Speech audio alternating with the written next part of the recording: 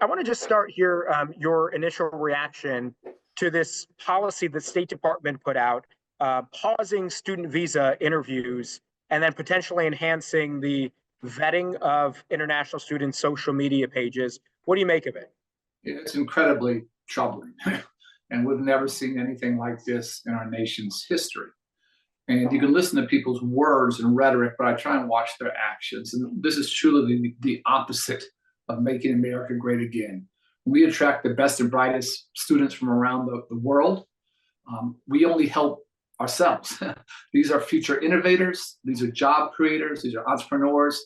These are researchers who can help us find the next cure for cancer. And to lose their talent, to lose their expertise is extraordinarily disturbing and just puts our country in a very, very bad position. What's even worse is not just the brain drain of folks not coming here from overseas.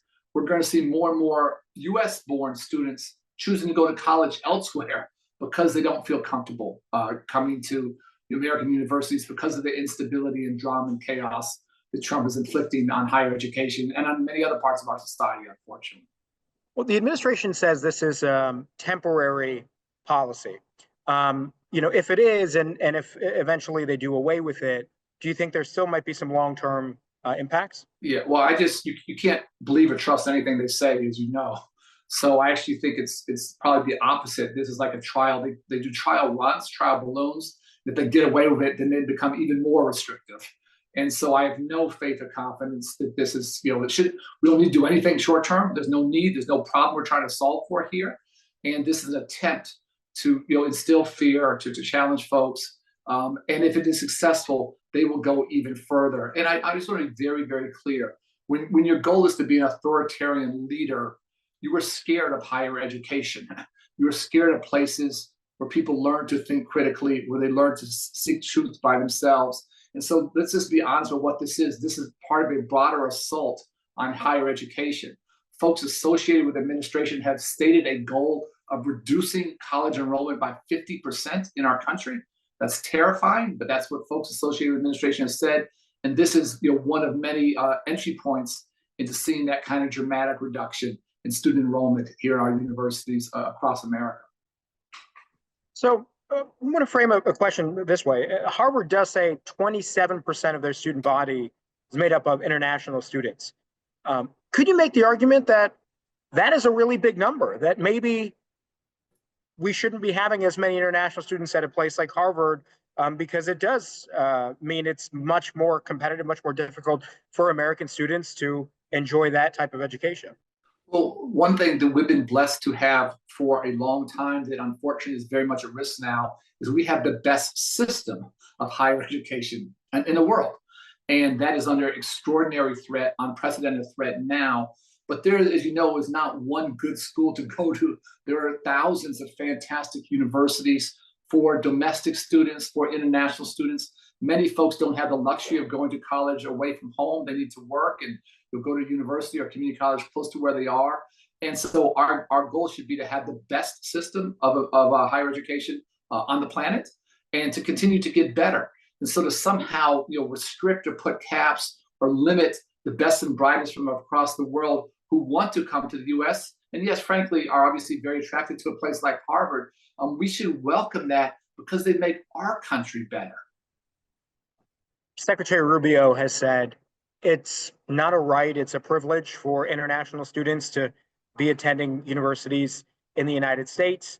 The old adage that comes to mind, elections have consequences, something that your former boss, President Obama, said quite often. Isn't this just the case that we may not like it, but this is their prerogative to put in a policy like this?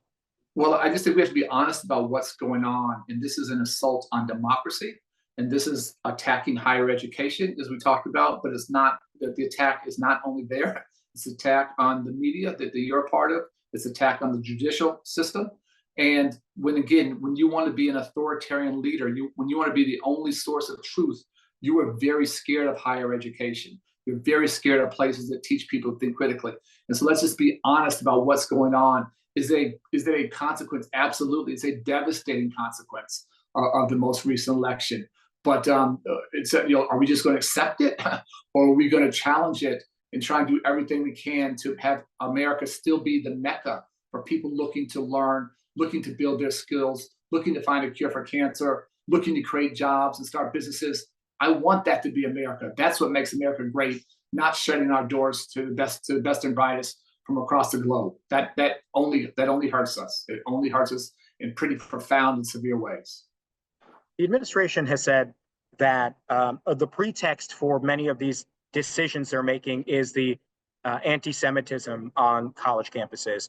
We've heard a lot of critics of this administration say they're using anti-Semitism as sort of a blanket excuse to politically go after universities they don't see aligning with their views. I'm wondering just what your take is on that, and if there actually is an anti-Semitism problem in your view on services within administrations and even faculty and staff level.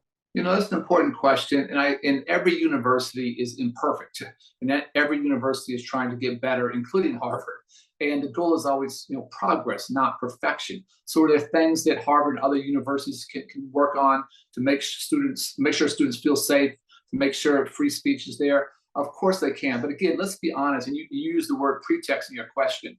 It was Trump who talked about very fine people on both sides of a conflict in Charlottesville, Virginia, where one side of conflict were Nazis.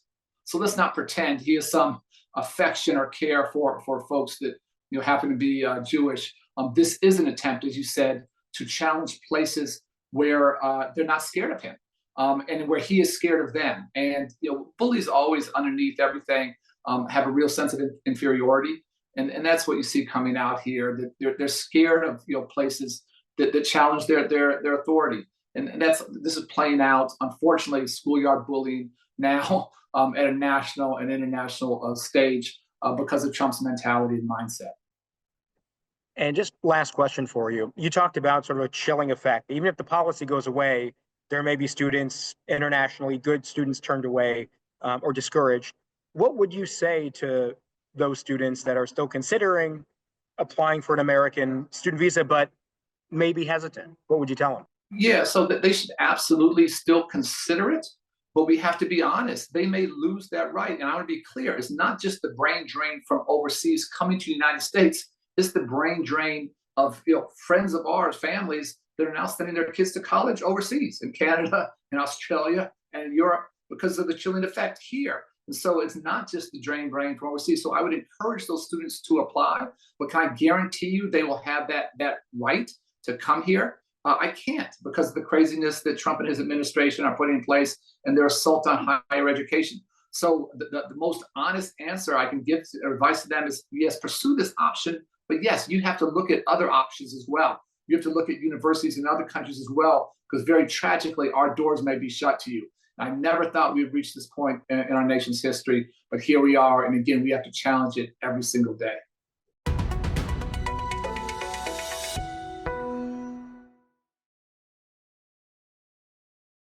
Thank you for watching. Subscribe below and download our NewsNation app right now on your phone, and you will get fact-based, unbiased news for all Americans.